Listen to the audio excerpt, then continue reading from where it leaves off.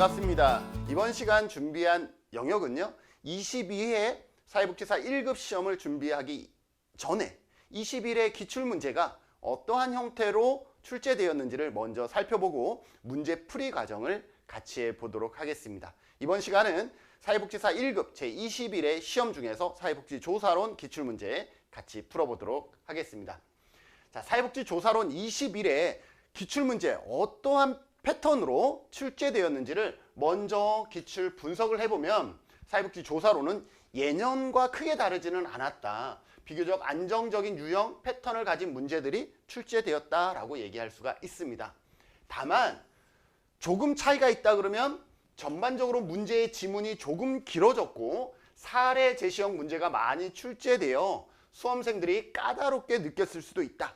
그런데 실제로 저희 복지인연구소 그리고 나눔의 집에 여러분들의 피드백을 딱 받았을 때 가장 큰 이번 시험의 차이는 뭐였냐면 1교시 인간 행동과 사회 환경이라는 제1영역의 문제를 풀다 보니까 시간이 너무 없었다. 그래서 조사로는 내가 제대로 풀지도 못하고 시간이 끝났다라는 피드백들이 많았습니다. 그래서 여러분들이 조사론을 잘하고 못하고를 떠나서 시간 분배를 조금 할 수 있어야 되겠다. 그것을 위해서 여러분들이 사전에 모의고사라든지 이러한 형태를 통해서 여러분들이 시간 관리하는 능력들도 필요했었다라는 것을 확인할 수가 있었습니다. 그럼에도 불구하고 측정 수지나 가설 검증에 관한 문제에서 통계적 지식을 요구하는 문제가 지속적으로 출제되어지고 있고요. 예년 시험과 유사하게 측정, 표집에 관한 문제의 출제 비중이 높았습니다. 그리고 조작 측정에 관한 문제가 오래간만에 등장했으며 또 단일 사례 설계가 2문제나 출제되었습니다. 단일 사례 설계는 여러분들이 사회복지 조사론뿐만 아니라 다른 과목에서도 같이 공부되어지고 있는 영역이기 때문에 어느 영역에서든 분명하게 여러분들이 이해하고 넘어가시면 하나를 공부하고 여러 과목을 커버할 수가 있는 특징이 있습니다. 여러분들 그러한 부분들을 잘 활용해 주시면 좋겠습니다. 22회 합격 대책입니다. 사회복지조사론은 매해 출제되는 영역이 크게 변하지 않는 안정적인 패턴을 가지고 있다는 것을 여러분들이 기억해 주시면 좋겠습니다. 어느 정도 출제되는 내용이 정해져 있다. 다만 이 내용을 토대로 새롭게 변형된 문제가 지속적으로 출제되고 있으니 단순히 설명을 제시하는 것이 아니라 사례를 제시하여 이에 해당하는 내용과 특성을 고르는 문제들이 다수 출제되어지고 있다. 그리고 반복 출제되어지는 신뢰도나 타당도 이러한 영역들도 여러분들이 꼼꼼하게 살펴봐 주실 필요가 있다는 것 확인하시고 체크하면서 기출문제에 자 그러면 어느 나눔의 집 교재로 치면 어떠한 장에서 몇 문제가 나왔는지 상당히 중요하죠. 왜? 이러한 부분들은 우리가 시간이 부족할 때에는 아무래도 좀 더 많이 나오는 영역에 우리의 시간을 투자하는 것이 어떻게 효율적이다라고 얘기할 수가 있겠죠. 자, 1장 사회과학의 윤리와 사회과학의 패러다임에서 2문제가 출제되었습니다. 윤리 문제 빠지지 않죠. 패러다임도 조금 까다롭게 출제되어질 때는 항상 나오고 있습니다. 종단 연구 조사 목적에 따른 연구 유형에서 2문제가 나오고 있고요. 연가설과 조작적 정의 조금 어렵게 출제되어지는 영역들이죠. 2문제. 조사 설계의 내적 타당도와 외적 타당도, 내적 타당도, 인과관계, 외적 타당도, 일반화에 관한 얘기들 2문제 출제되었습니다. 그리고 단일 사례 설계에서 2문제 출제되었다라고 얘기를 했죠. 그리고 측정의 수준, 측정의 신뢰도와 타당도, 측정의 오류에서 무려 5문제나 출제되어지는 경향을 보이고 있습니다. 그래서 7장 공부 열심히 해야 되겠다. 7장만 공부하면 적어도 21회 시험 기준에서 몇 프로죠? 20%를 맞출 수가 있었구나 라고 알 수가 있죠. 그리고 9장의 3문제입니다. 표집 방법, 표본의 크기와 표본 오차인데 사실상 문제풀이에서 같이 해보겠지만 여기에서는 오류적인 문제가 분명히 있었다라고 저는 생각됩니다. 그리고 13장의 2문제, 질적 연구의 엄격성과 참여 행동 연구입니다. 항상 질적 연구에서도 2문제는 꾸준하게 출제되어지고 있다는 것을 여러분들이 확인해 주시면서 나머지 영역 공부하지 말아라? 아닙니다. 5장 통제 집단과 사전 사후 검사 설계와 척도화의 유형, 면접조사와 우편조사의 단점, 관찰법, 그리고 욕구 조사의 방법인 뭐 델파이 조사라든지 이러한 부분들 꼼꼼하게 체크해 주시면 좋겠습니다. 자, 그러면 구체적으로 문제풀이 같이 해보도록 하겠습니다. 자, 21에 여기에 나눔의 집 교재에는 이렇게 숫자가 3개가 정렬되는데 맨 앞에 숫자가 의미하는 것은 21의 시험이다. 여기가 19라고 적혀있으면 19의 기출문제였다라고 보시면 돼요.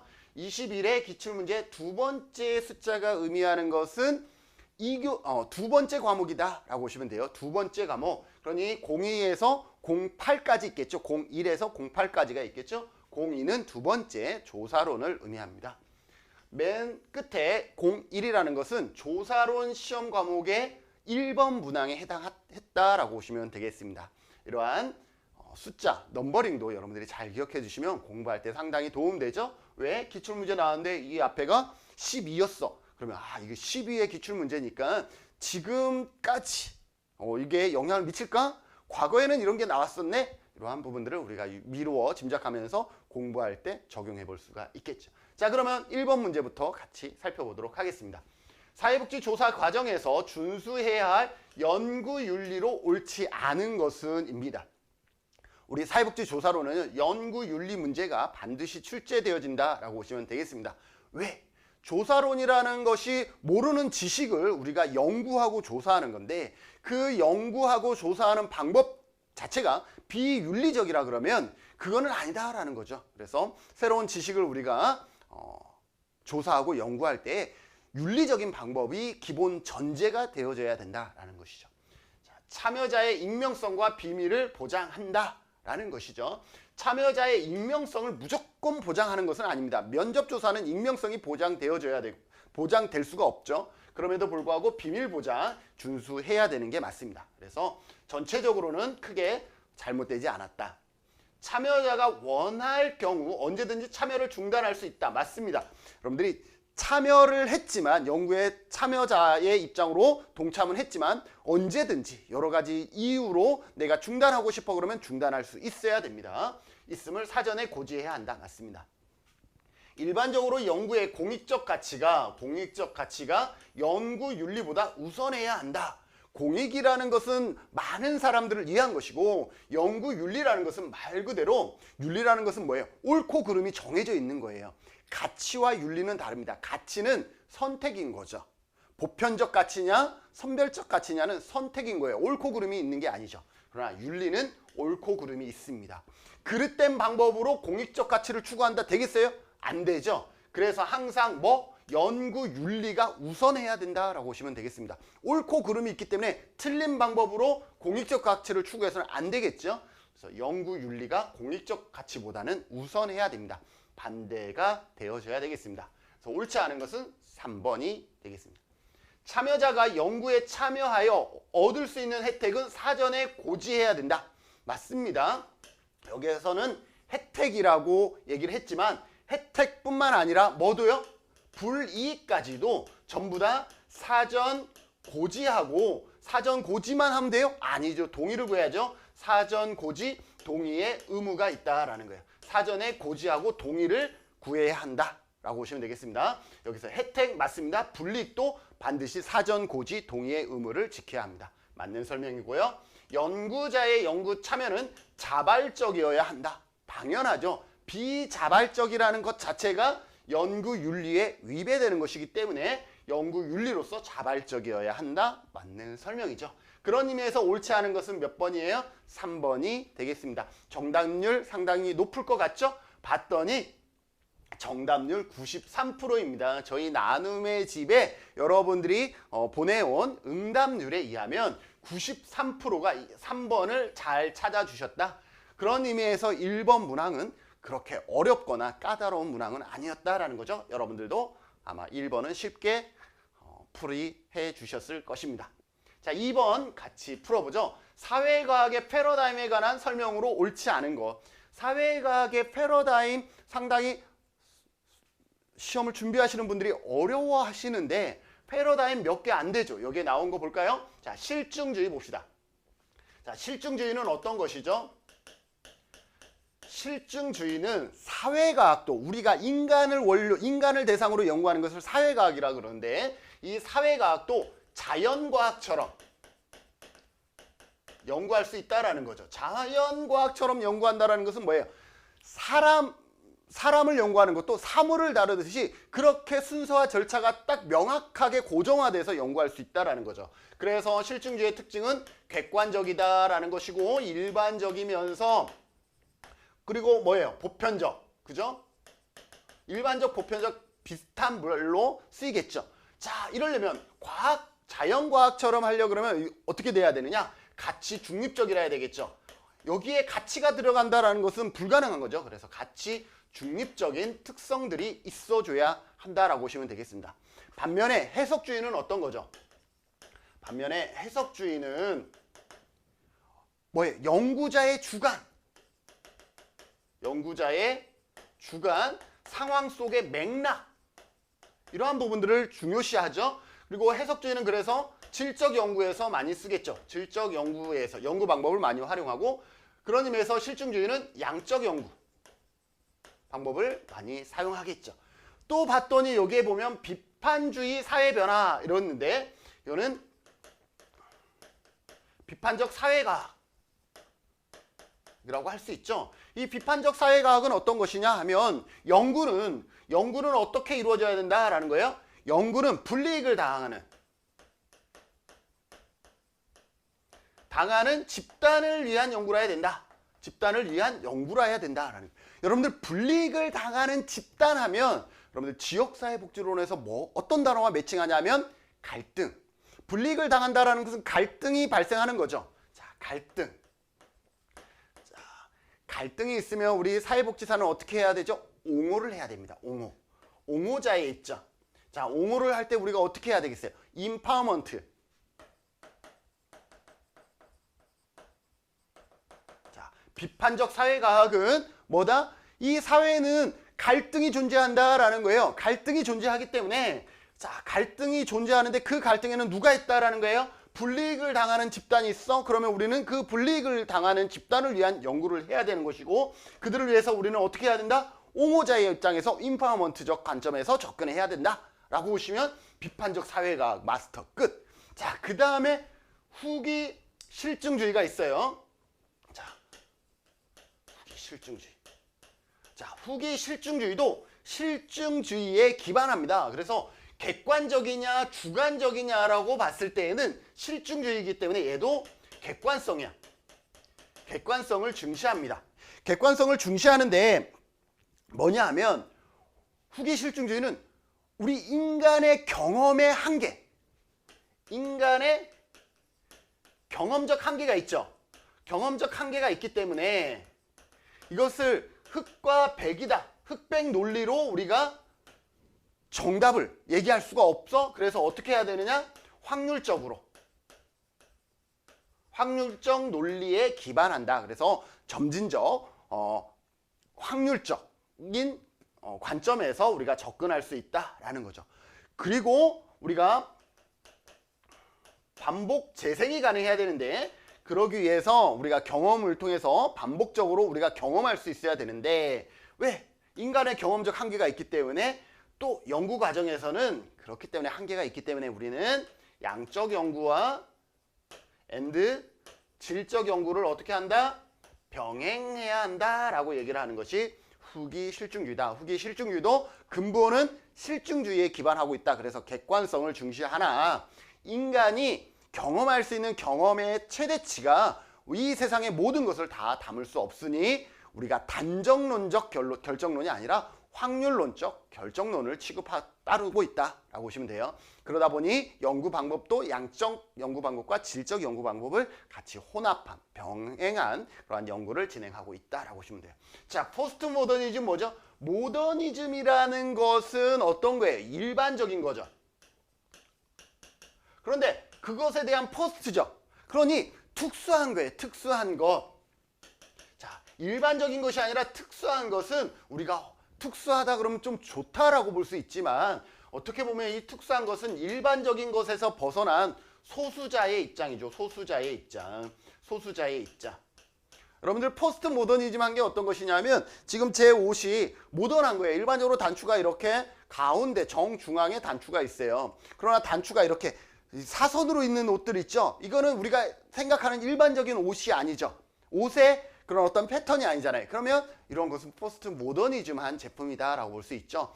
제가 배드민턴을 치는데 오른쪽 배드민턴 화는 빨간색이고 왼쪽 배드민턴 화는 파란색이야. 이것도 포스트 모더니즘한 그러한 경향이 있다라고 얘기할 수 있죠. 그래서 포스트 모더니즘은 이러한 소수자의 입장, 그래서 지문으로 나온다 그러면 다문화라든지 이러한 대상들을 지문에다가 녹여서 설명을 합니다. 자, 그럼 이제 문제 풀어볼까요?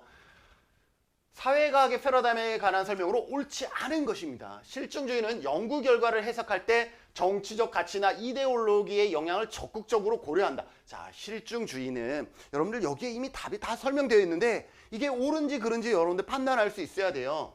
정치적 가치나 이데올로기의 영향을 적극적으로 고려한다라고 얘기했죠. 실증주의 아까 뭐라 그랬어요? 여기에 보면 가치 중립적이라 그랬어요. 정치나 이데올로기가 실증주의 연구에서 들어와서는 끼어들어서는 안 된다라는 거예요. 가치 중립적이다라는 거예요. 그래서 얘가 틀렸다라고 볼 수가 있는 것이죠. 해석주의는 삶에 대한 심층적이고 주관적인 이해를 얻고자 한다. 그죠? 연구자의 주관, 그죠? 심층적이고 주관적인 이해를 얻고자 한다. 맞죠? 이거는 오케이. 비판주의 사회 변화를 목적으로 사회의 본질적이고 구조적인 측면의 파악에 주목한다. 사회의 본질적이고 구조적인 거는 뭐예요? 구조, 잘 됐는지 잘못됐는지 그런 불이익은 있는지 없는지 이러한 것들을 파악하는 것이죠. 그죠? 여기 뭐예요? 갈등. 그죠? 옹호 인파머먼트. 그래서 구조적인 측면 파악에 주목한다. 맞는 설명이 되겠습니다. 후기 실증주의는 객관적인 지식에 대한 직접적인 확증은 불가능하다. 직접적으로 확증이 불가능하기 때문에 어떻게 한다 그랬어요? 경험을 통해서, 반복적인 경험을 통해서 이루어진다라고 얘기를 했죠. 그래서 확률적인 논리에 근거한다라고 얘기를 했습니다. 이것도 맞는 설명이죠. 포스트 모더니즘은 객관적인 실제와 진리의 보편적 기준을 거부한다. 자, 객관적이라는 것은 일반적인 거와 같은 거예요. 그죠? 그래서 일반적인 실제와 진리의 보편적 기준을 거부해서 새로운 패턴을 만들어내는 거죠. 신발도 왼쪽과 오른쪽이 다 같은 색인 것은 객관적인 실제예요. 그러나 나는 그거를 거부하겠다. 오른쪽은 빨간색, 왼쪽은 파란색 이런 식으로 가겠다. 맞는 설명인 거죠. 조금 어렵게 나왔어요. 옳지 않은 것은 몇 번? 1번. 그럼에도 불구하고 정답을 찾는 정답이 1번이라는 것은 오히려 가장 쉽게 찾을 수 있는 문항이었다. 상당히 정답률 낮겠죠? 여러분들도 오답을 많이 체크했을 확률이 있습니다. 자, 1번을 체크한 학생의 전체 비율은 42%였다. 그래서 상당히 까다로운 문제 중에 하나에 해당한다라고 볼 수가 있습니다. 몇 번을 많이 했어요? 4번. 후기 실증주의는 객관적인 지식에 대한 직접적인 확증은 불가능하다라고 본다. 그래서 직접적인 확증은 불가능하다라고 본다. 아, 이게 잘못됐을 거야 라고 생각을 했었다라고 볼 수가 있는 것이죠. 자, 3번 문제 풀어볼까요? 종단 연구에 관한 설명으로 옳은 것은, 자, 연구의 유형, 연구를 유형화할 때는요, 연구 목적에 따라서 탐색적 조사, 기술적 조사, 설명적 조사로 나누지만 시점에 따라서, 연구 시점에 따라서 횡단 조사와 종단 조사로 나눕니다. 그리고 이 종단 조사는 다시 패널 조사와 경향 조사, 그리고 동년배 조사 이렇게 나눕니다. 이 패널은 같은 대상을 반복해서 연구한다라는 특징, 가장 포괄적인 자료 또는 정보를 제공한다. 이 데이터 자체가 가장 포괄적인 자료 또는 정보를 제공한다라는 것이 특징인 것이죠. 자, 경향이라는 것은 뭐예요? 경향이라는 것은 동일한 경향을 갖는 사람들을 얘기를 하죠. 그래서 이것을 뭐라고 그러냐면 경향 트렌드 조사. 트렌드, 그 다음에 추세 조사. 그래서 경향은 트렌드, 추이, 추세. 예를 들어서 이거죠. 예를 들어서 올해 제주 한라대학에 입학한 신입생들의 경향, 한라대학의 신입생의 경향 조사. 이러면 이거는 경향인 거죠. 그래서 신입생. 이 신입생은 해마다 달라지겠죠. 연구 대상 자체가. 그리고 동년배 조사라는 것은 동류 집단이라는 단어가 나옵니다. 동류 집단. 동류 집단. 자, 동년배라는 것은 예를 들어서 58년 개띠 아니면 베이비 부머 세대 이렇게 동류 집단이 나오고요. 이 동류 집단을 뭐라 그러냐면 코호트라 그럽니다. 코호트. 그래서 코호트, 동류 이러한 단어가 나오면 아 이거는 동년배 조사이구나 라고 보시면 되겠습니다. 자, 요 정도 하고 문제 풀어볼까요?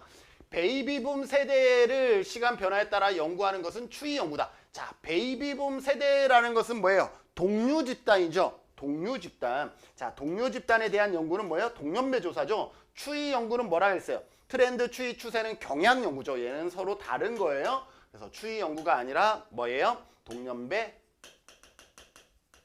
조사다 라고 할 수 있죠. 그래서 설명으로 옳은 거 틀렸고요.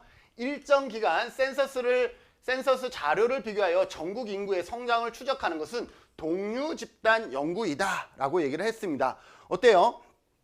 그 일정 기간 센서스 자료를 하는 것은 뭐냐면 센서스라는 것은 어떻게 보면 일정 사회 전체를 대상으로 연구를 하는 거예요. 일정 사회에서 어떠한 특정한 전체를 대상으로 연구하는 거죠. 자, 작년에 전체를 대상으로 연구했고 올해도 전체를 대상으로 연구를 했어요. 그러면 작년과 올해의 대상자가 달라져요, 안 달라져요? 물론 사망하신 분들이 빠져나가겠지만 그건 대상자 유실로 우리가 취급할 수가 있어요. 그러니 대상자가 달라져요, 같아요? 같아지겠죠. 그러면 전체를 대상으로 연구를 했기 때문에 대상자가 동일하게 연결이 되어진다라는 거죠. 동류 집단이 아니라 이거는 뭐예요? 패널 연구에 해당되는 거죠. 패널 연구에 해당할 수가 있다라고 보시면 되겠습니다. 센서스, 일정 기간 단위, 센서스라는 단어가 전체를 대상으로 연구하는 것이구나 라고 보시면 되겠습니다. 매번 동일한 집단을 관찰하는 것, 매번 동일한 집단을 관찰하는 것은 뭐예요? 패널이었죠? 연구하는 것은 패널 연구이다. 맞습니다. 적어도 다른 것은 모르지만 옳은 것 중에 정답 3번이라는 것은 여러분들이 빨리 찾을 수 있어야 됩니다. 여러분들 시험이라는 것은 보기의 1번부터 지문의 1번과 5번까지의 모든 지문이 옳고 그른지를 여러분들이 다 알아야 되는 것은 아니다라는 거예요. 옳은 것은 찾으라 그러면 1번부터 5번까지 중에 옳은 것 하나만 찾으면 되는 것이고 틀린 것을 찾으라 그러면 그 중에서 틀린 거 하나만 찾으면 나머지 지문은 상관없다라는 거예요. 그래서 3번 정답은 쉽게 찾을 수가 있었다. 4번 시간에 따른 변화를 가장 정확하게 알려주는 것은 동류 집단 연구이다 라고 했는데 가장 포괄적인 자료와 정보를 주는 것은 뭐예요? 패널이죠. 그래서 얘는 패널에 대한 설명이다 라고 보시면 되겠습니다. 자, 5번 일반 모집단의 변화를 시간 변화에 따라 연구하는 것은 동류 집단 연구이다 라고 되어 있습니다. 일반 모집단이라는 것은 어떤 걸까요? 예를 들어서 신입생, 그렇죠? 이러한 일반 모집단, 신입생이라는 모집단의 변화를 시간 변화에 따라서 신입생이라는 모집단의 변화를 시간 변화에 따라서 연구하는 것은 동류 집단 연구이다? 그렇지 않죠? 이것은 뭐예요? 경향입니다. 경향. 그래서 여기에서 일반 모집단이라는 것이 어떤 정해진 모집단이라 그러면 아까 여기에 전체를 대상으로 연구한 센서스와 같은 의미라 그러면 패널이겠지만 여기에는 그런 얘기가 없어요. 일반 모집단이라는 것이 해마다 달라지는 모집단일 수 있죠. 신입생이라는 것은 해마다 달라지죠. 모집단 자체가 해마다 달라져요. 그죠? 그렇다 그러면 경향에 더 가까운 지문이 될 수 있다라고 보시면 되겠습니다. 그래서 일반 모집단이 해마다 달라지는 모집단이라 그러면 경향이 될 것이고 해마다 달라지는 모집단이 또 아니라 그러면 어떻게 되느냐? 패널 이렇게 될 수도 있는 것이죠. 자, 그래서 관한 설명으로 옳은 것은 몇 번이다? 3번이다. 상당히 지문 중에 조금 헷갈리는 부분들이 다 요소 지금 삽입되어 있습니다. 그럼에도 불구하고 3번이 정답이라는 것은 너무나도 명확하게 우리가 답을 찾을 수 있었다라는 거죠. 그래서 우리가 모든 지문을 다 이해해야 문제를 푸는 것은 아니다. 정답 3번의 71%의 다소 높은 정답률을 보인 것은 뭐다? 다른 지문을 다 이해해서가 아니라 적어도 3번은 확실하게 옳은 것이다 라는 것을 우리가 알 수 있었기 때문이다. 자, 4번 같이 풀어보도록 하겠습니다. 연가설에 관한 설명으로 옳은 것을 모두 고르시죠. 여러분들 그 가설 설정, 우리 포퍼의 반증주의에서 포퍼의 반중주의에 입각해서 우리는 연구 가설을 검증할 때에 연구 가설은 우리가 검증되기 전까지는 우리가 참이라고 설정하는 가설로서 연구 가설을 검증할 때에 바로 하는 것이 아니라 포퍼의 반중주의에 의해서 연가설을 설정을 합니다. 이 연가설은 연구 가설이 기각되었을 때에 채택하는 거죠. 연가설이 기각되거나 또 뭐예요? 관계가 없다. 관계가 없거나 연가설을 기각할 때 설정하는 것이 연가설이다. 연가설이 기각되었을 때 다시 채택하는 것이 뭐냐면 대립가설입니다. 대립가설. 이거는 관계가 있다가 되는 것이죠. 관계가 있는데 남자가 더 높은지 여자가 더 높은지를 확인하면 연구가설을 우리가 검증하게 되는 겁니다. 그래서 일반적인 우리의 연구 절차는 연가설을 설정하고 연가설을 기각함으로써 대립가설을 채택하고 대립가설을 우리가 분석함으로써 연구가설을 우리가 검증한다라고 보시면 되겠습니다. 자, 그러면 연구가설에 대한 반증가설이 연가설이다. 연구가설에 대한 반증, 기각했을 때 채택하는 것이 연가설이다. 맞습니다.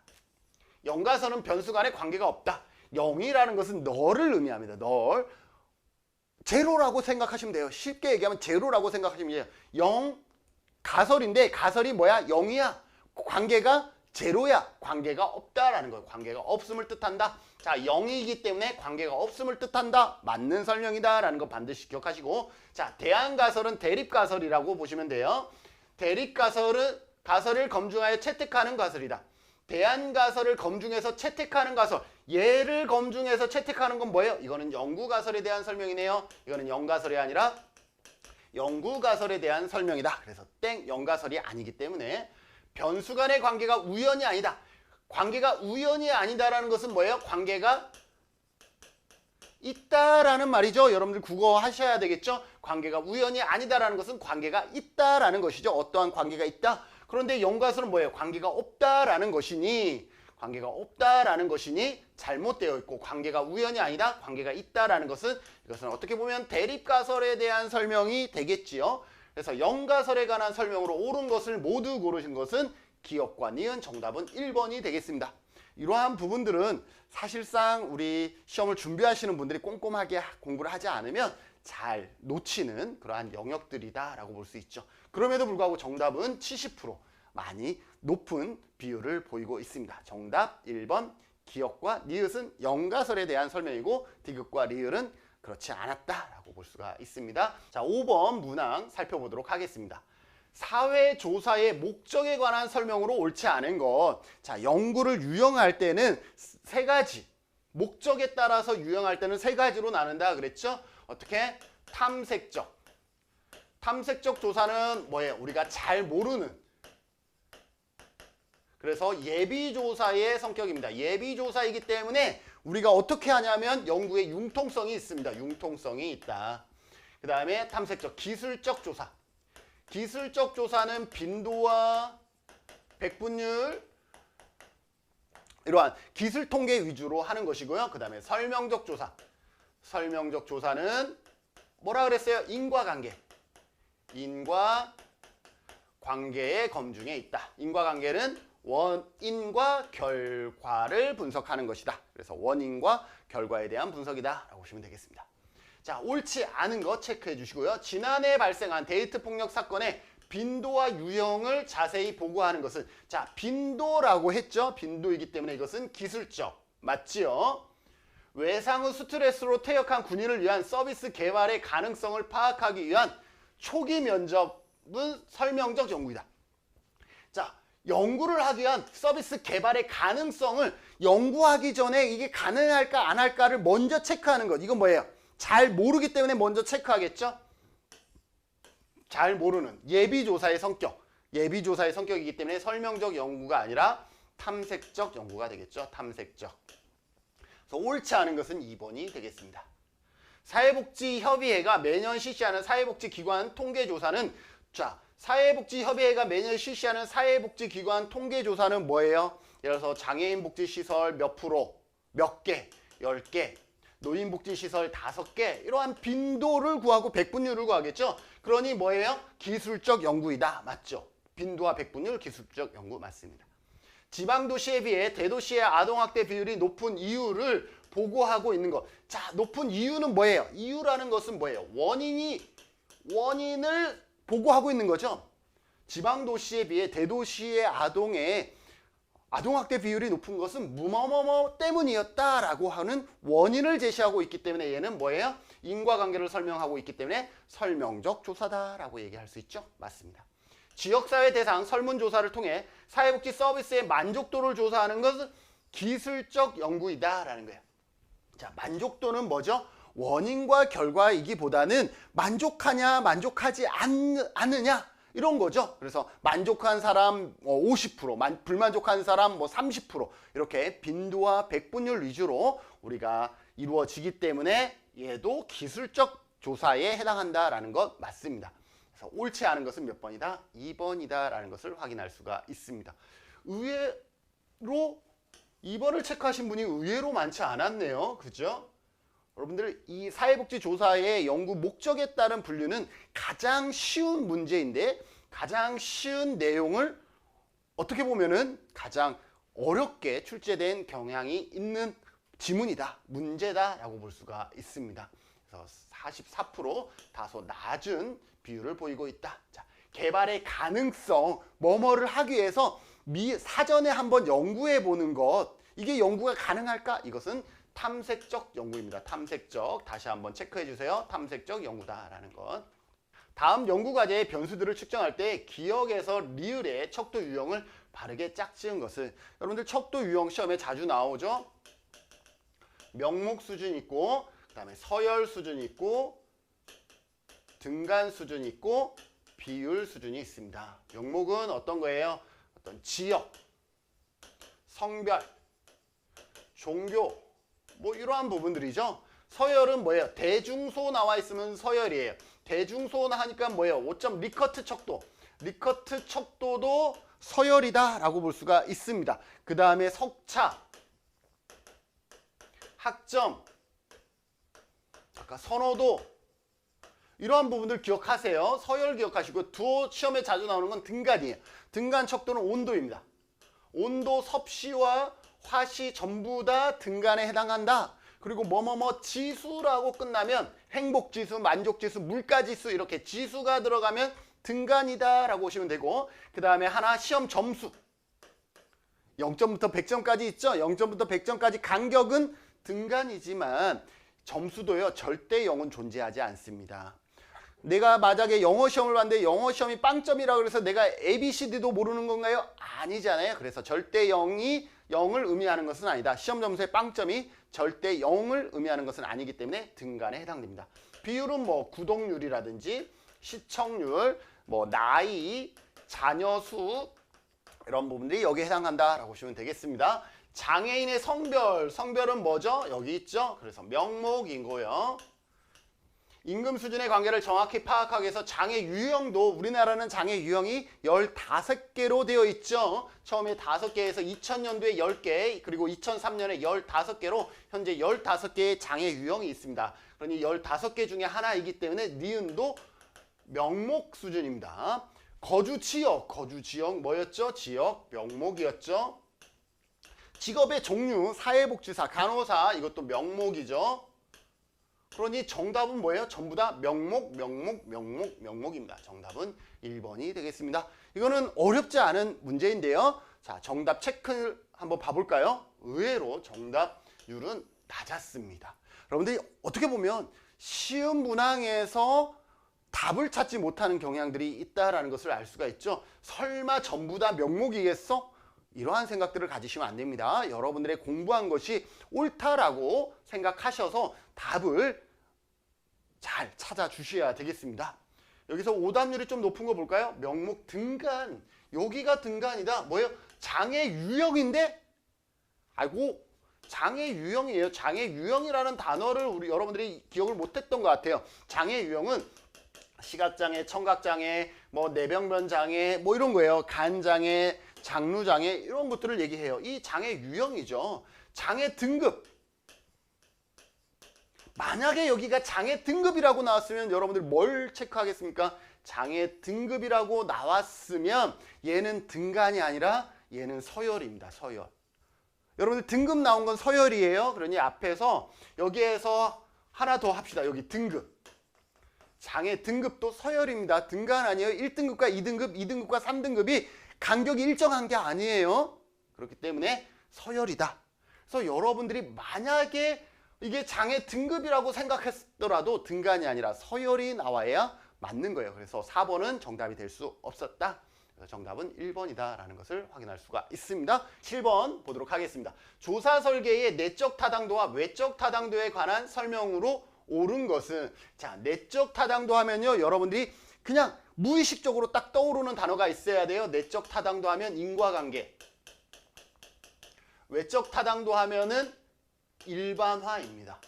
이러한 단어가 여러분들의 머릿속에 바로 스쳐 지나가셔야 되겠습니다. 자, 그러면 문제 풀어보죠. 어떤 변수가 다른 변수의 원인임을 정확하게 기술하는 것은, 자, 원인과 결과의 관계는 내적 타당도이죠. 외적 타당도이다? 아니죠. 이거는 내적 타당도에 대한 얘기입니다. 그래서 틀렸고요. 연구 결과를 연구 조건을 넘어서는 상황이나 모집단에 일반화하는 정도가 내적 타당도, 일반화하는 정도는 외적 타당도라 그랬죠. 외적 타당도. 내적 타당도는 외적 타당도의 필요 조건이지만 충분 조건은 아니다. 이렇게 얘기를 하는데, 자, 이게 모집단이에요. 우리가 연구하고자 하는 전체 집단을 모집단이라 그럽니다. 그 중에서 이 모집단이 너무 많아서 전체를 연구할 수 없어서 우리가 표집을 통해서 표본 추출 연구를 합니다. 그러면 300명이야. 그러면 이 안에서 인과관계가 먼저 증명이 되어져야 돼요. 그래서 이걸 내적 타당도라 그래요. 연구 대상자 안에서의 원인과 결과를 잘 하는 것. 그리고 우리가 궁극적으로 연구한 것은 이들의 생각이 궁금해서가 아니라 이 모집단의 생각이 궁금해서 연구를 한 거죠. 이때의 모집단의 생각을 일반화해요. 자, 그럼 순서 나왔죠. 얘가 인과관계가 높아야 일반화가 의미가 있죠. 그죠? 일반화가 높다라는 것은 뭐예요? 인과관계가 높았기 때문에 일반화도 높을 수가 있었죠. 자, 그러면 자, 내적 타당도가 낮으면 여기에서가 꽝이야. 이 자체 내적 타당도가 낮으면 일반화는 의미가 없어요. 있어요, 없어요? 없어요. 외적 타당도는 낮을 수밖에 없어. 얘가 낮으면 얘는 낮을 수밖에 없어. 그런데 첫 번째 경우, 두 번째 경우 내적 타당도가 높아. 인과관계는 잘했어. 그런데 표집을 잘못하다 보니까 외적 타당도는 어떻게 할 수 있어? 외적 타당도는 낮을 수가 있어. 그러니 내적 타당도가 높다 그래서 외적 타당도는 반드시 높은 건 아니에요. 그러나 외적 타당도가 높다라는 것은 뭐예요? 내적 타당도가 높으니까 외적 타당도도 높은 거죠. 그거예요. 자, 내적 타당도는 외적 타당도의 뭐예요? 필요 조건이죠. 외적 타당도가 높으려면 내적 타당도는 반드시 필요해요. 그러나 충분 조건은 아니야. 외적 타당도가 높다. 필요 조건이지만 충분 조건은 아니다. 라는 거예요. 내적 타당도는 외적 타당도를 높이기 위한 충분 조건은 아니다라는 거예요. 내적 타당도가 높다 그래서 외적 타당도가 높지 않으니 내적 타당도가 높다라는 그 자체가 외적 타당도의 충분 조건은 아니다라는 거예요. 그죠? 내적 타당도는 외적 타당도가 높기 위한 반드시 필요한 필요 조건이지만 내적 타당도는 외적 타당도를 높이기 위한 충분 조건은 아니다라는 거예요. 여기에서 그 내용을 알 수 있습니다. 그런데 아니다. 맞는 설명이죠. 실험 대상자의 탈락이나 우연한 사건. 실험 대상자의 탈락이나 우연한 사건은 이건 뭐죠? 내적 타당도 저해 요인이에요. 그죠? 그러니 외적 타당도의 저해 요인이다? 아니죠. 이거는 내적 타당도의 저해 요인입니다. 옳은 것은 아까 이 3번이 되겠고요. 외적 타당도가 낮은 경우 내적 타당도 역시 낮다. 자, 외적 타당도가 낮으면 내적 타당도가 낮으면 내적 타당도 역시 낮다? 아니죠. 이거 둘 다 낮은데 내적 타당도가 높아도 외적 타당도가 낮을 수 있죠. 역시 낮다? 아니, 낮을 수도 있지만 높을 수도 있습니다. 그래서 옳은 것은 몇 번이다? 3번이 되겠습니다. 자, 정답률 볼까요? 67%. 내적 타당도는 외적 타당도의 필요 조건이지만 충분 조건은 아니다. 라고 정답을 찾아주셨습니다. 8번 문제 풀어보도록 하겠습니다. 피면접자를 직접 대면하는 면접조사가 우편설문에 비해 갖는 장점이 아닌 것은, 이런 문제가 나오면 미국이라고 생각하세요. 자, 미국까지 가서 면접조사를 하고 미국에 있는 사람을 우편설문했을 때의 장단점을 보시면 되겠죠. 자, 우편설문은 장점이 뭐겠어요? 미국 면접이 아니라 우편으로 하면 어떻게?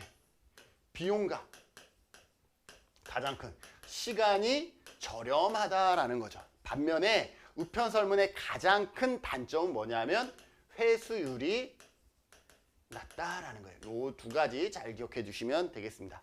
자, 응답자의 익명성 보장 수준이 높다? 자, 면접조사가 응답자의 익명성 보장이 높나요? 아니요. 면접이라는 것은 여러분들과 저가 이렇게 바로 앞에서 뭐예요? 설문조사 하는 거예요. 면접조사는 익명성조차가 확보가 안 됩니다. 익명성 보장이 안 됩니다.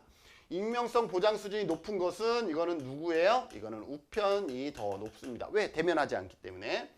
보충적 자료 수집이 가능하다. 그죠? 면접조사는 질문했는데 이분이 뭐라고 다 그래요? 그러면 이런 건 어떤 거예요? 라고 추가 질문이 가능하죠. 가능하다. 이거는 면접의 장점인 거죠. 대리응답의 방지가 가능하다. 우편인 경우는 뭐예요? 친구들한테 야 이거 너가 대충 해줘 라고 얘기할 수 있죠. 반면에 면접은 바로 앞에서 하기 때문에 대리가 힘들죠. 그래서 대리응답 방지가 가능한 건 면접조사의 장점이겠죠. 높은 응답률을 기대할 수 있다? 우편조사는 회수율이 낮아요. 응답률이 낮다라는 거죠. 반면에 면접은 앞에서 하기 때문에 거의 100% 회수하잖아요. 그래서 면접의 장점입니다. 조사 내용에 대한 심층적인 이해가 가능하다? 심층적으로 질문할 수가 있거든요. 그래서 이것도 면접. 우편은 한 번 보내면 그 다음에 소통이 안 돼요. 그렇기 때문에 심층조사는 불가능합니다. 그래서 2번부터 5번까지는 면접조사의 장점이라 그러면 1번 익명성 보장은 면접조사의 단점에 해당되겠죠. 그래서 옳지 않은 것은 1번이 되겠습니다. 정답률 92% 역시 예상했던 것처럼 높은 정답률 보이고 있습니다. 자, 9번 같이 풀어볼까요? 다음 변수의 측정 수준에 따른 분석 방법이 옳지 않은 것은 입니다. 변수의 측정 수준, 자, 뭐 명목이냐 뭐 이런 것에 따라서 좀 달라질 수가 있겠죠. 자, 명목 수준. 명목은 빈도 정도잖아요. 그죠? 빈도 정도. 그 다음에 서열, 등간, 비율. 등간은 뭐예요? 더하기 빼기가 가능해요. 그렇죠? 곱하기 나누기는 불가능합니다. 비율은 뭐예요? 사칙 연산이 다 가능하죠. 더하기 빼기 곱하기 나누기가 모두 다 가능하다라는 거죠. 이러한 특징들이 있습니다. 출신 지역, 도시, 도농복합, 농어촌 지역, 기타. 여기는 뭐예요? 빈도 알 수 있겠죠? 채빈값. 빈도 구해서 그 중에서 빈도가 가장 높은 것, 채빈값은 예를 들어서 농어촌 지역이다. 이런 것들을 확인할 수가 있습니다. 오케이. 교육 수준은 무학, 초등학교 졸업, 중학교 졸업, 고등학교 졸업, 대졸 이상.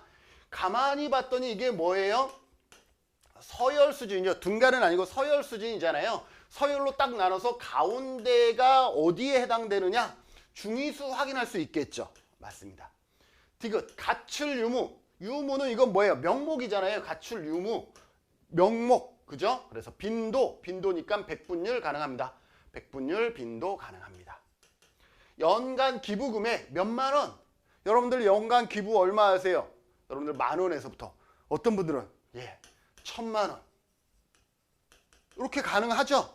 자, 이렇게 했을 때 여기에서 범위라는 것은 뭐냐면요. 가장 낮은 수에서부터 가장 큰 수까지 그것을 범위라 그래요. 레인지라 그러는데 연구할 때에 항상 이러한 그 개방형 질문에서는 심사하는 분들이 레인지가 얼마냐, 범위가 얼마였냐 라는 것들을 물어봐요. 그게 최소값에서부터 최대값까지라고 보시면 돼요. 그래서 1부터 1000까지가 범위다 라고 보시면 돼요. 연간 기부액 범위 가능하죠? 가능합니다. 연령대 10대, 20대, 30대, 40대 이거 뭐예요? 뭐뭐 때니까 등간이라고 보시지만 이거 서열이죠. 서열. 그죠? 왜냐하면 20살, 20살하고 21살하고 얘의 간격이 10대하고 같은 게 아니잖아요. 그러니 등간은 될 수 없어. 서열이에요. 자, 서열에서 산술평균 되나요? 산술평균 되나요? 산술평균 하려면 전부 다 더해서 n으로 나눠야 되잖아요. 그죠? 10대 1, 2, 3, 4, 5, 6 6개의 집단을 전부 다 더해서 6으로 나눠야 되잖아요. 자, 그런데 이건 뭐예요? 6분의 100이라는 것은 나누기가 들어가 있잖아요. 그런데 연령 이거는 지금 뭐예요? 서열이에요. 곱하기 나누기가 돼요? 안 돼요? 안 되죠. 얘는 비율이 아니기 때문에 평균값을 구할 수가 없습니다. 평균이 불가하다라는 거예요. 평균을 구하려면 적어도 등간 비율 수준 이상이라야 된다라고 볼 수가 있죠. 그래서 분석 방법이 옳지 않은 것은 얘는 산술평균, 얘는 잘못됐습니다. 그래서 정답은 5번입니다. 이게 쉬운 것 같지만 쉽지 않아요. 이런 문제에서 사람들이 많이 틀리는데 정답률 볼까요? 네, 예상했던 것보다 정말 많이 틀렸습니다. 산술평균. 산술평균이 되려 그러면 적어도 곱하기 나누기가 되어줘야 된다? 나누기가 되려 그러면 이거 뭐야? 비율 수준이라 되겠구나. 이러한 부분들을 여러분들이 기억해 두셔야 되겠죠? 근데 지금 연령대로 잡은 것은 얘가 연령대를 이렇게 하시면 돼요. 몇 세 이렇게 했으면 산술평균 가능합니다. 그런데 몇 세가 아니라 이렇게 유목화했다라는 거죠. 그랬을 때에는 얘는 서열 수준밖에 안 돼요. 서열 수준. 서열 수준은 더하기 빼기 곱하기 나누기가 안 된다라는 것. 그래서 평균을 구할 수가 없었다라는 거예요. 옳지 않은 건 그래서 5번이 된다. 상당히 정답률이 그죠? 이게 확률적으로 20%인데 20%보다 더 낮은 18%를 가지고 있습니다. 자, 10번입니다. 델파이 조사는 우리가 어디에서 배우냐 하면 여러분들이 다양한 웬만한 교과목에서는 다 델파이 조사가 나오죠. 그죠? 뭐 정책론이라든지 지역사회 복지론이라든지 이러한 다양한 부분에서 델파이가 나오는데 델파이의 특징이 뭐예요? 자, 일단 델파이가 나오면 욕구조사에서 델파이가 나오면 전문가를 대상으로 우편이나 메일을 통해서 반복 측정합니다. 언제까지 반복하느냐? 합의. 다른 말로 동의가 이루어질 때까지.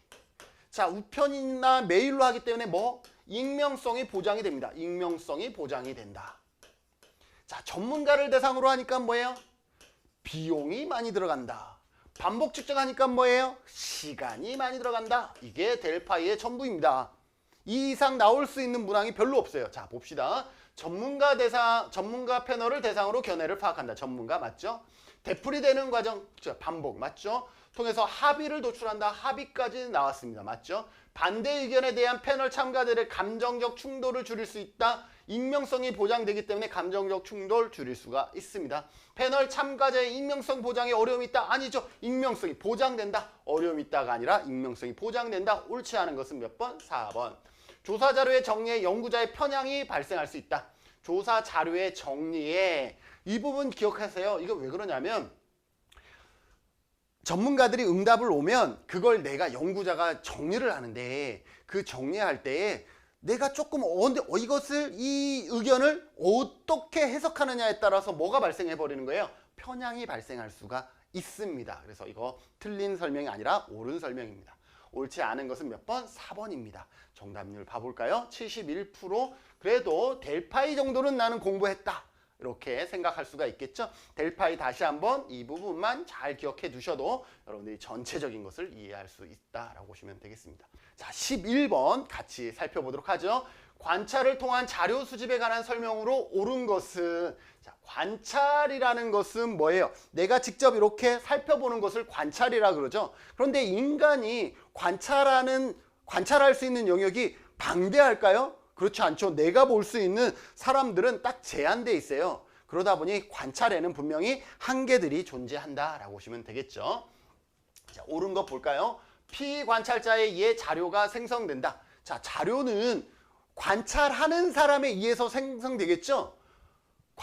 피관찰자라는 관찰을 당하는 사람으로부터 자료가 생성되는 것이 아니라 관찰자에 의해서 자료가 생성됩니다. 그래서 피자가 빠져야 되겠습니다. 그래서 틀렸고요. 비언어적인 상황에 자료 수집이 용이하다.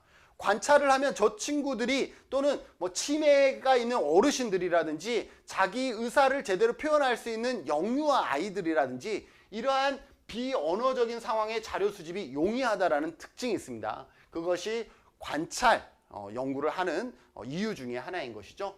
비언어적 상황에 자료 수집이 용이하다 맞습니다.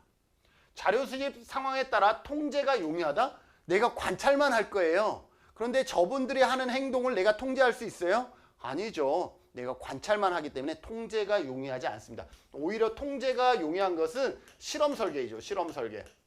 그죠? 실험 설계는 우리가 실험 집단과 통제 집단 이렇게 통제하기 위해서 만든 거니까요. 그래서 잘못됐고요. 내면적 의식의 파악이 용이하다? 내가 관찰하는데 저 사람이 어떤 생각으로 저런 행동을 하는지까지 내가 파악할 수 있나요? 그렇진 않죠. 내면적 의식의 파악이 용이한 것은 심층 면접이 오히려 더 용이하겠죠. 심층 면접.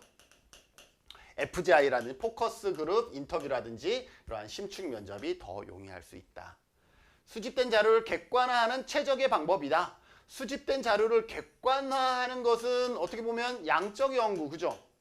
양적 연구의 특징이잖아요. 그죠? 관찰은 질적 연구의 대표적인 방법에 해당할 수 있잖아요. 그래서 양적 연구를 설명하는 것이다. 그래서 관찰을 통한 자료 수집에 관한 설명으로 가장 옳은 것은 뭐예요? 2번입니다. 비언어적 상황의 자료 수집이 용이하다라는 것이죠.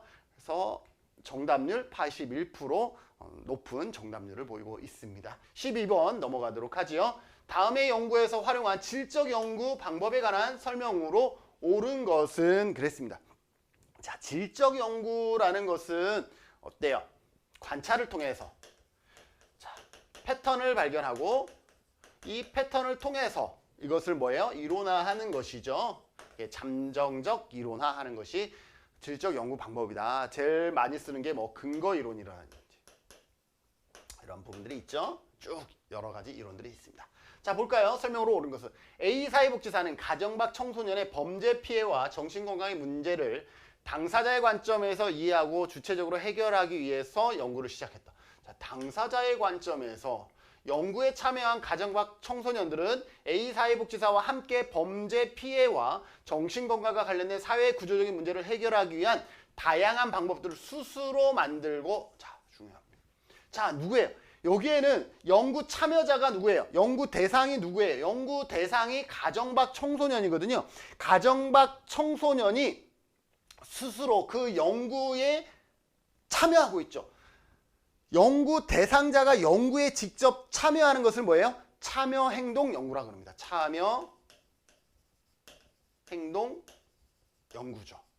이 참여 행동 연구는 시험에 자주 나올 수밖에 없는 게 앞으로 이러한 연구 패턴이 상당히 중요시 될 수밖에 없다라는 거예요. 참여 행동은 뭐예요? 연구 대상자가 보통 연구자하고 일반적으로는 연구자와 연구 대상자 하면 누가 높아요?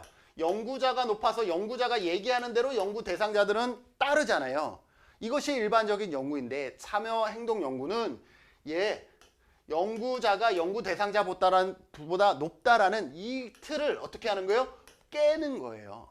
그래서 연구 대상자가 직접 뭐 하는 거예요? 연구에 참여하는 것을 참여 행동 연구라고 합니다. 그래서 이 지문을 읽고 이 지문은 참여 행동 연구에 대한 설명이구나 라는 것을 먼저 파악할 수 있어야 됩니다. 개방 코딩, 축 코딩, 선택 코딩의 방법을 활용한다. 이거는 방금 얘기했던 근거 이론의 대표적인 설명이다 라고 볼 수 있죠. 범죄 피해와 정신건강을 설명하는 이론 개발. 이론 개발, 근거 이론이죠? 이거 뭐예요? 이론 개발이죠. 그래서 근거 이론에 대한 설명일 것이고요. 단일 사례에 대한 깊이 있는 분석이 초점입니다. 이건 뭐예요? 단일 사례이기 때문에 이거는 단일 사례 연구가 되겠죠. 관찰 대상의 개인적 설화를 만드는 것에 초점을 둔다. 자, 개인적 설화, 내러티브, 이야기죠. 이야기 형식으로 풀어낸 걸 뭐예요? 내러티브 연구라 그럽니다. 내러티브 연구이죠. 이야기 형식으로 푸는 것을 내러티브라고 얘기를 한다. 사회 변화의 인파먼트에 초점을 둔다. 참여 행동 연구는 뭐예요? 연구 대상자가 뭐가 있다라는 거예요? 능력이 있다라는 거예요. 능력이 있다. 즉 사회 변화와 인파먼트에 초점을 둔다. 맞지요? 그래서 정답은 몇 번이 되겠어요? 5번이 되겠습니다. 그래서 정답 조금 낮죠? 63%의 정답을 보이고 있습니다. 이제까지 제21회 사회복지 조사론 기출문제 풀이 과정을 촬영을 했습니다. 여러분들 이 영상을 통해서 문제뿐만 아니라 그 안에 포함된 이론들까지도 여러분들이 조금씩은 맛보기를 하셨을 텐데요. 그럼에도 불구하고 아주 자세한 이론들을 설명하지 못한 부분들이 있습니다. 나머지 부분들은 저희 복지인 연구소 채널과 함께 해주시면서 그 안에서 필요한 내용들을 여러분들이 추가로 쌓으시면서 20일에 사회복지사 1급 시험에서 사회복지 조사론 좋은 결과 있기를 바라면서 저희 복지인 연구소는 올 4월부터 개인 풀뿌리 후원들을 받고 있습니다. 여러분들이 제 채널 농협 계좌 확인해 주셔서 혹시 나는 김진은 교수님한테 그래도 아주 작은 1,000원, 2,000원 풀뿌리 후원하고 싶어 라고 하신 분들은 풀뿌리 후원을 통해서 제 채널의 양적, 질적 성장에 함께 해주시는 그러한 여러분들이 되시면 더욱 좋을 것 같고요. 그렇지 않더라도 열심히 봐주시는 것만으로도 저는 큰 힘이 된다라는 것 전달하면서 오늘 영상 모두 마치도록 하겠습니다. 이후에 기출문제 풀이 과정 나머지 과목들도 같이 올릴 테니까요. 여러분들이 하나하나 꼼꼼하게 살펴봐 주시면서 22회 시험에서도 좋은 결과 만들어내는 여러분들 되시기를 기원하면서 저희 복지인 연구소 함께 하겠습니다. 오늘 영상 끝까지 시청해 주셔서 감사합니다. 수고하셨습니다.